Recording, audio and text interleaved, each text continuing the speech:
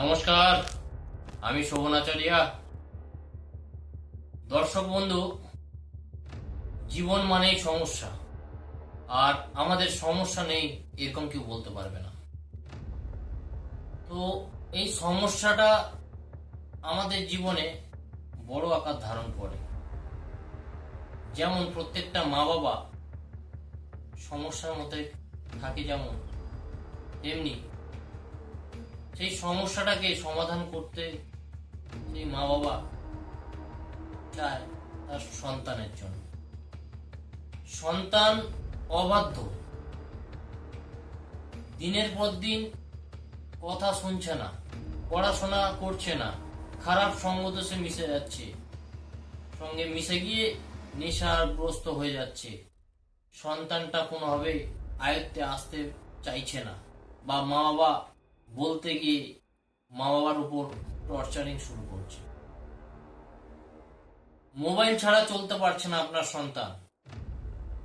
পড়াশোনা কি, কোনো কাজেই মন দিচ্ছে না।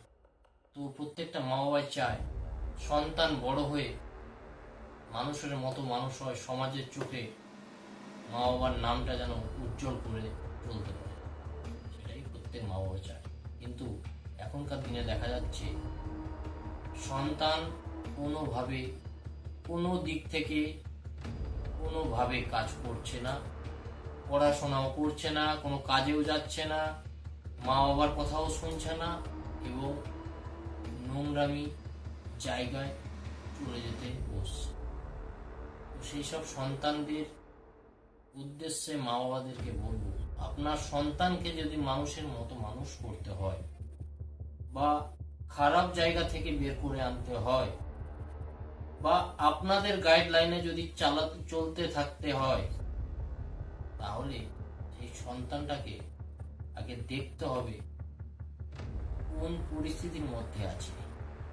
আদৌ আপনার সন্তানটাকে সেই রেমেডিটা দিলে সন্তান ধারণ করবে কিনা, বা সময়ের সাথে সাথে চলবে কিনা, সেই পরিস্থিতি আগে দেখতে হবে। তার জন্য কি দরকার? জন্মের তারিখ, সময়, ডেট অফ বার্থ, তাই প্রয়োজন। তো সেই ডেট অফ বার্থ নিয়ে আসবেন, যোগাযোগ করবেন, তার সাথে সাথে কিছু কথা বলে যাব। যদি আপনার সমস্যা সমাধানের জন্য আপনি চাইছেন কিছু টিপসের প্রয়োজন, সেই টিপসও প্রয়োগ করে দেখতে পারেন। সেই টিপসটা হচ্ছে, আপনার সন্তান যদি পড়াশোনা না করে, আপনার সন্তান যে পেনটায় লেখে বা পড়াশোনায় বসে পেনটা নিয়ে, সেই পেনটা নেবে, একটা কালো সুতো নেবে, সেই কালো সুতো পেনটার উপর 5টা গিট মারবে, মেরে বাড়ির সামনের দরজায়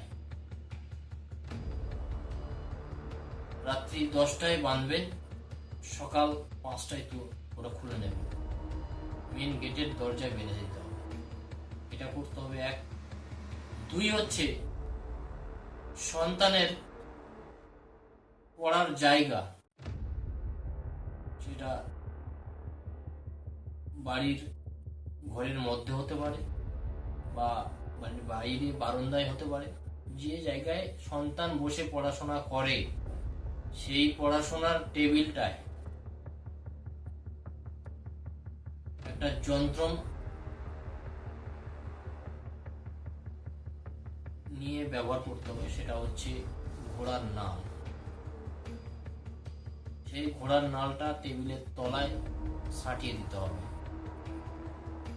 3 নম্বর পয়েন্ট হচ্ছে, সন্তান একেবারেই কথা শুনছে না, পড়াশোনায় মনোযোগ নেই, তাহলে সেই সন্তানের জন্য একটা ভূজপত্রের উপর সন্তানের নাম লিখে, যে কোনো গঙ্গার জল হোক, কলের জল হোক, ওই জলে ভূজপত্রটাকে ফেলে দেবে।